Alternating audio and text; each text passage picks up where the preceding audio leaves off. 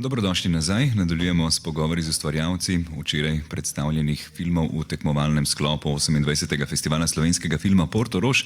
Ob meni že ustvarjalke včeraj predstavljenega filma Ne pozabi me, in sicer režiserka Anja Medved, pa scenaristka Nadja Velušček in pa Neli Maraš, ki je poskrbela za montažo. Anja, v bistvu ste v tem filmu producentka, režiserka, soscenaristka, somontažerka, najbrž sem še kakšno funkcijo izpustil. Lahko na začetku povemo, zakaj je sploh do tega filma prišlo, kakšna je bila ta priložnost, da v bistvu nekako te spomini ne smejo nekako preiti v pozabo. Zelo mi je bila všeč ta vaša prispodoba, da v bistvu je človek, kot beseda izhaja iz arabščine in nekako pomeni tistega, ki pozablja. V tem primeru se res potem vprašamo, zakaj je ta spomin tako pomemben oziroma zakaj ga moramo ves čas gojiti in ne smemo pozabljati. Ja, jaz si tako predstavljam, da kultura je to, kar si prenašamo, neko znanje, izkušnje, emocije in s tem v bistvu ustvarjamo kulturo, ampak tudi smo del te kulture. No? In v tem smislu se mi je zdelo, da prevečkrat danes živimo na ta način, da si mislimo, da je vse pred nami. V resnici pa je ta pogled nazaj del tega, kar smo in kako bomo sploh se predstavljali ali pa si zamišljali neko prihodnost.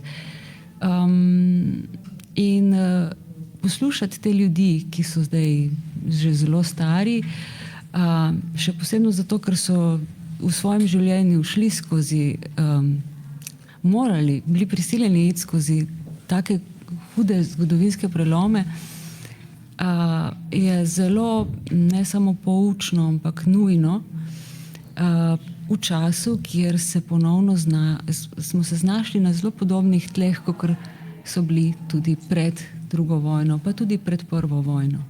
Nekako me je spomnilo vse skupaj na enega izmed zapisov, kjer sem bral o tem, da v bistvu je tudi nekako za civilizacijo, za vse, za človeštvo izjemno pomembno, da smo te stvari zapisovali, da šele ko smo v bistvu začeli zapisovati spomine, se je nekako ta civilizacija začela, se je človeštvo začelo razvijati. In se mi zdi, da tukaj v bistvu, ko govorimo res o spominih, če niso zapisani, pa ne bo to na filmskem traku oziroma na filmu, enostavno zbledijo, izginejo. In tukaj govorimo o res močnih čustvenih zadevah, ki lahko konec koncev pomagajo tej novi generaciji, da ne bodo na lastnih napakah, da ne bodo pozabili. Zakaj se vam zdi res, da je bil ta koncept, torej teh ljudi in take pripovedi nujen, da res ne smemo pozabljati? Mečkam ponavljam tisto prejšnjo vprašanje, ampak iščem način, kako bi mogoče tukaj tudi Nadja vpletel, kar se tiče samega scenarija, da je res pomembno te zgodbe zapisovati, jih ohraniti. Mogoče si ti že nekje omenila, da pravzaprav smo to spoznali že prav na eni prvi izkušnji, prvi film, ki nam je padel skoraj z neba, ko nam je slovenski program Raja zaupal film o brdih, z naslovom Cvetoča brda. In ker jaz takrat nisem imela še pojma o scenariju in sem nekaj napisala in tistega gotovo ni bilo po tem filmu, sem pa med tem srečala ogromno ljudi, ki so me spomnili na moje prostore, na moje kraje, na prvo vojno, ker so bili ti ljudje, ki so jo doživeli. Sem se vprašala, pa kako? Jaz sem iz Plavi, vas, ki je doživela, mislim, da največjo morijo, ko pravijo, da je Soča rdeča tekla, je bilo to tam. In jaz ne vem o tem skoraj nič, ker pač tudi v šoli se takrat nismo kaj dosti učili. In potem ugotoviš, da dokumentarni film je iskanje zavedanja, iskanje tistega, kar ne veš, ne tisto, kar veš. Hkrati se mi zdi, da v bistvu mečkim pozabljamo na to, koliko se lahko neke te travme prenašajo iz generacije v generacijo in da govorimo o stvarih, ki so se dogajale pred 80 leti ali pa še več leti, na primeru Prve svetovne vojne, ne pomeni, da nekdo, ki je mlad, tega ne čuti. Bodi si je to preko svoje mame, stare mame, nekako poosebo v nekih čist majhnih drobnarijah. In mogoče nam taki filmi oziroma taki izdelki, ko se spominjamo za nazaj, pomagajo tudi ozavestiti pa osmisliti kakšno stvar, ki se nam dogaja danes. Ja. Sem prepričana, ker torej, ozavestiti stvari pomeni na nek način jih tudi razrešiti, ne? Dokler so tam noter, kjer delajo po svoje. Ne vemo, da imamo problem. Je pa tudi mi bilo zelo zanimivo, ker nekako se nam ves čas zdi, da je ta druga svetovna vojna in to obdobje bilo zelo rigidno, ločeni na ene in druge. Ampak tukaj v tem kontekstu, v tem prostoru, imam občutek, da je bilo to precej bolj zabrisano. Gotovo. Jaz mislim, ker sem generacija takoj po, no, to, kar sem prej rekla, iščeš tisto, kar ne veš. Jaz o pravi strani vem vse, ker smo v šoli to ponavljali ponaprej, ponazaj, o tisti nepravi pa ne vem. In to je izziv. In najbrž od tod potem tudi prihaja precej boljše izhodišče za neko spravo, za nek lepši dan danes. Absolutno. Torej, brez tega... Če ne slišiš drugega, greš v svojo smer. To ne znamo se. Torej, vsak ima svojo zgodbo. Pustimo zdaj, da vemo, mislim, da je Hitler bil Hitler, ne, in Mussolini in tako naprej. Ne sprašujemo se o tem, pa sprašujemo se o tistem posamezniku, ki se je znašel v neki, ki ni bil nič kriv, ki se je znašel v neki situaciji na nepravem mestu, kako včasih rečemo, ne v nepravem času, na pravem mestu. Ampak to so bile tragedije, ne? Na obeh stranih. Ja, in to so otroci, ne? V bistvu ti ljudje, ki smo jih imeli še priložnost kaj vprašati, so bili takrat otroci ali pa zelo mladi. Tako da je tudi ta perspektiva, dobesedno žabja perspektiva, ne, na zgodovino, toliko bolj pomembna za danes, ker nam predoči absurd tega nasilja. Ne. Ja, in seveda tudi neverjetno grozo, pred katero smo predstavljeni, tudi ko gledamo poboje otrok danes. Ne. Kako ste nabirali in protagoniste in material, v bistvu na kakšen način ste vedeli, to sodi v film, to pa mogoče ne? Kaj je bila tista ločnica? Tukaj mogoče je vprašanje tudi za Neli še. Ja, no, vse mogoče vseeno, to je res proces, to je na bistvu način življenja. Nadja je ta, ki najde ljudi, gre skupaj s Hyacintom in se v bistvu grejo na obisk, ne? Se to boš ti povedala, kako to je. V glavnem, material se nabira, to so ure in ure in ure posnetkov, pogovorov in ja, v bistvu film se potem začne sestavljati v montaži. In mogoče tudi se zavedam tudi tega, da če bi se, slučajno izbereš tisti del in ne tega, in potem, ampak tisti del te potem propelje točno nekam. Če bi štartali iz te začetne točke, bi mogoče nas film peljal nekam drugam. Tako da je ena taka pustolovščina vse skupaj, ne, tudi v montaži. Tako da v bistvu, ko sva mi dve začele delati, je bila nekako vsebinska to dolgotrajno delo, ne, že nekje sestavljeno, potem sva ga pa, no, si to boš potem ti povedala. Ja, kako, Neli, ste potem v bistvu nekako spletali to zgodbo oziroma pomagali Anji pri usmeritvi filma? Ja, tako kot je Anja rekla, ne, začeli sva delati že na enem ožjem odboru, ne, in ta ožji odbor je bila ena, dajmo reči, linearna premica vojne nekako, Potem smo pa začeli iskati človeka v tej premici, v tej zgodovini nekako in bolj kot sva iskali tega človeka, bolj sva tudi dobile v bistvu prostor za Anjo, no, in za eno njeno misel, ne, ki se potem pač pojavi, ne, in nekako hkrati seče, hkrati povezuje, ne, je zelo zanimivo. Tako da ja. Potem pa ja, probaš poslušati film, no. Ko se ti izčisti potem en koncept, kar se pač je, ko smo res, kot sem rekla, iskali tega človeka, je pole pa samo ne. Ena muka in ena ljubezen velika v tem, da ti film kot ena materija začne povedati, kako se moraš obnašati z njim, ne. Tako da ja.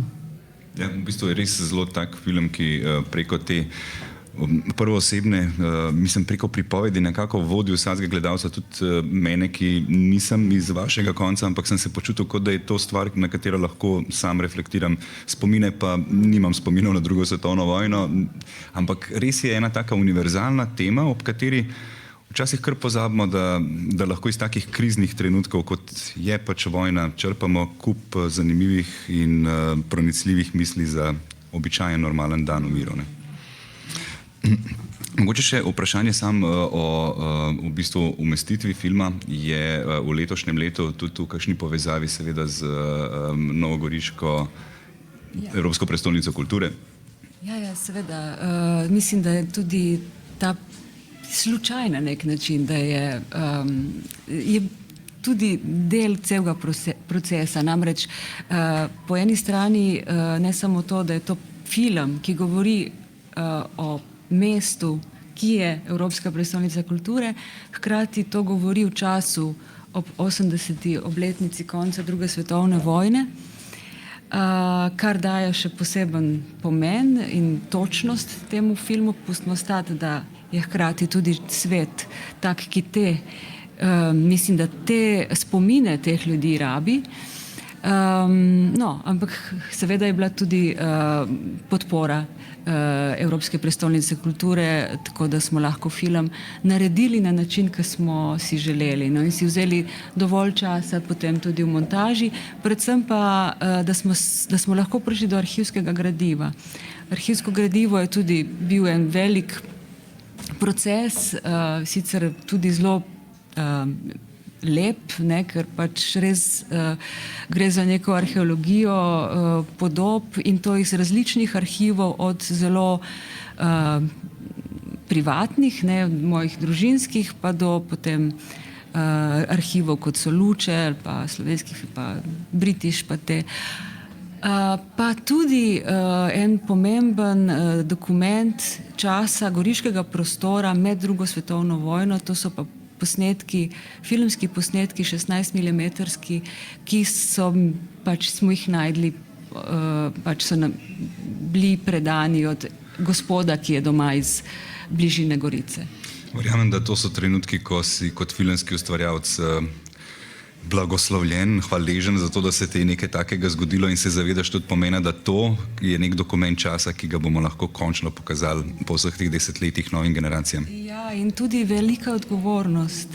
Velika odgovornost. Mislim, ves čas pri našem delu gre za veliko odgovornost, no, kako ne samo, seveda ne samo do arhivov, predvsem tudi do ljudi, ne. Ja. Zavedati se moramo ogromne hvaležnosti za to, da smo imeli sploh priliko se spoznati s temi ljudmi in z njimi v bistvu delati film, ker ti filmi dejansko so avtorstvo, ne samo med nami avtorji, ampak tudi za temi ljudmi, ki so svoje zelo osebne, boleče, pa tudi duhovite, ne, zgodbe delili z nami. Ne. Ja, in se mi zdi, da je tukaj velika vrednost. Seveda marsikaj, kar je v arhivu, pa ne bo to zdaj Luče ali British, smo mogoče že videli, je bloki, imamo kakšno spomin, ampak tukaj, ko gre za neke osebne arhive, ko gre za neke fotografije, pravzaprav pa veš, da je to edinstvena priložnost, ki je še toliko bolj povezana z človekom in s temo. Ja, ampak tudi ti arhivi, ne, ki jih že poznamo, spet govorijo o neki nekem kolektivnem spominu, ki si ga pa tudi vsak osebno že prilašča. Ne? Mi si nekako ustvarjamo to preteklost, ki jo nismo živeli, preko nekih podob, ki smo jih ponotranili nekako.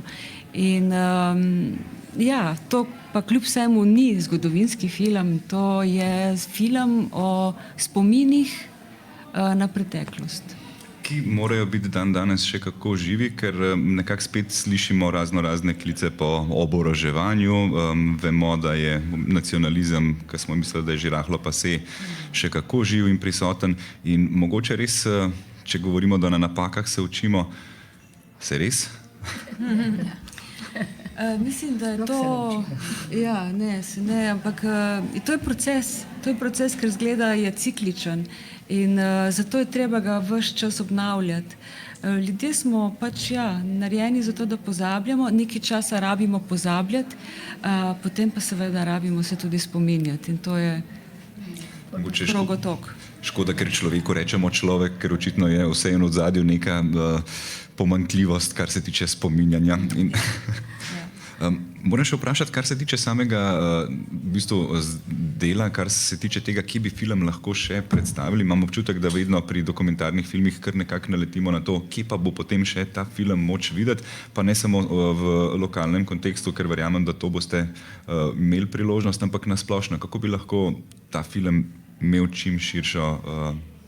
To je tudi meni vprašanje in jaz bi bila vesela, če dobim kje odgovor, ampak sigurno bo pa film predstavljen tudi v kinoteki in sicer v okviru retrospektive najnih filmov, ki se bo začela decembra in potem enkrat na mesec šla do junija.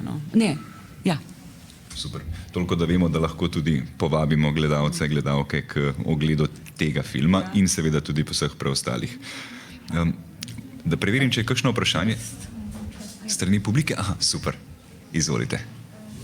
Dober dan, zdravo. Mene zanima mogoče, če lahko poveste svojo izkušnjo, kako poteka to spominjanje skozi prizmo časa. Namreč recimo mene je dosti ganil, da je človek, ki se v filmu spominja stvari izpred, 80 let, da ima še vedno recimo solzne oči. In me zanima, so načeloma ljudje pač pozdravijo priložnost, da lahko spregovorijo o teh stvarih in cenijo pač zanimanje in pozornost, ali so tudi ljudje, ki jih je treba šele prepričevati in mogoče še po toliko časa raje potlačijo določene spomine. Ampak iz moje izkušnje, ko že zelo dolgo snemamo spomine na razne probleme, tako da je to o vojni smo predzadnji, pa ta film je bila ta tema. In opazila sem razliko, kako se spominjanje spreminja glede na starost.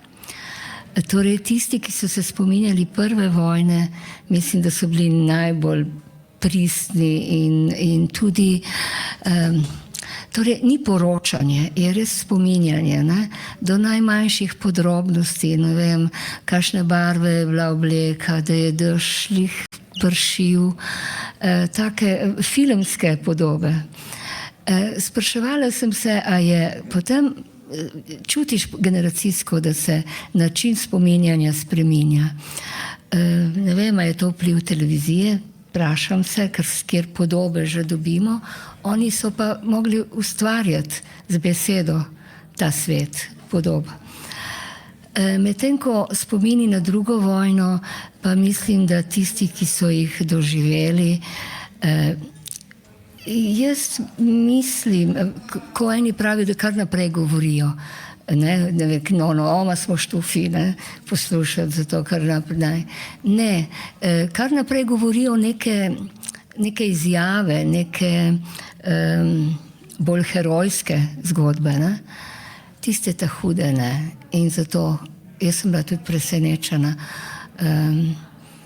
5 krepkih moških, ki so bili iz iste vasi in pri vsakem so prišle solze. Oni so bili sicer takrat mlajši otroci, ampak tu gre za res.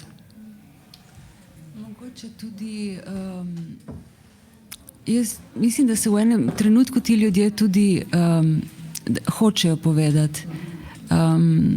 mogoče so celo življenje probali pozabiti, potem pa, ko se mogoče zavedajo nekako konca svojega življenja, je kot neka odgovornost, ki jo čutijo, da bi to predali.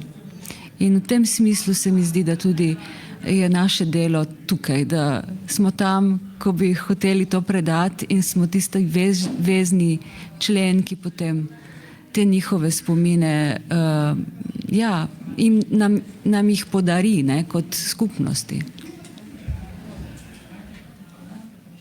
Zdi se mi, da je to zbiranje pričevanj in zgodb, da je bolj vaša poslanstvo več kot samo pač filmski projekt. In se mi zdi, sprašujem se, ker počasi se pač poslavljajo te ljudje, ne, ki imajo kakršnekoli spomine na drugo svetovno vojno. Kako vidite prihodnost te vašega početja? Mislim, seveda obstajajo tudi dragocene zgodbe iz povojnega časa, še posebej za obmejno področje. Boste potem razširili to polje raziskav, ali kako si to predstavljate? Nisem prav dobro slišala, da... Če je zbiranje zgodb na neki točki zgodb o drugi svetovni vojni prvoosebinih, se ne bo več dalo zbirati, ne, čez toliko in toliko let. Kako vidite potem naprej to poslanstvo? Včasih pomisliš tudi, da je to, torej tudi že sama prihajam v leta, ko bi lahko bila že pričevalc, no? In se sprašujem, a imam kaj povedati, no? A je moje življenje, mislim, nič tragičnega se nam ni zgodilo, ne?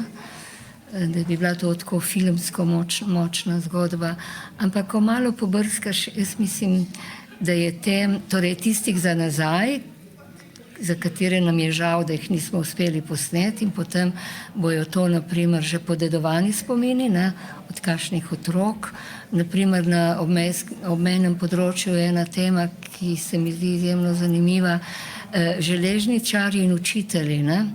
Vsi so bili premeščeni na drugi čim dlje, ne, v Italijo, in gor so prišli Italijani, ne. Malo me spominja, da tudi vojaki v Jugoslaviji, ne, so šli služiti vojaški rok čim bolj daleč, ne. No, tu je bilo drugače. To je sigurno tema, ali pa ženske, ki so hodile, ki so služile po, ne samo v Gorici, ampak v vseh teh velikih mestih, ne. Aleksandrinke so pojem, a niso bile samo, ne, vsaki družini je ena, ki je bila v Milanu ali v Rimu. Velikokrat so tam ostale in ustvarile nove družine in tudi novo slovensko skupnost. To so fantastične teme, malo zamujene, lahko pa da tudi ne.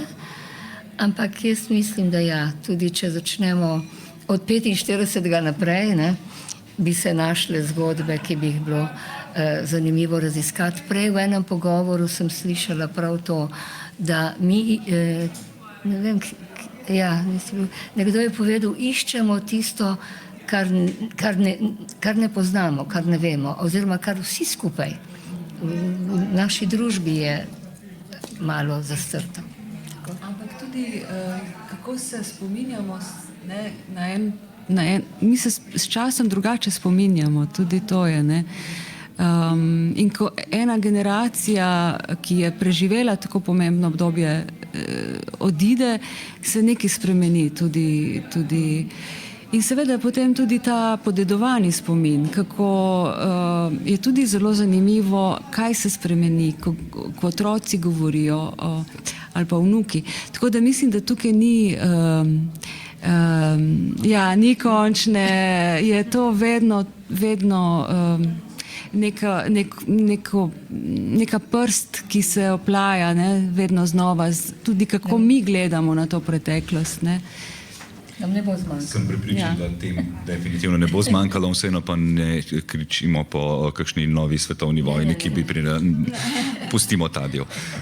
Ob tej priložnosti bi se vam še enkrat zahvalil za film in seveda mu želim čim lepšo pot tudi še naprej, naj pride do čim več gledalcev, da se nikakor spomin na to obdobje ne izgubi in da nekako ohranimo to za naslednje generacije.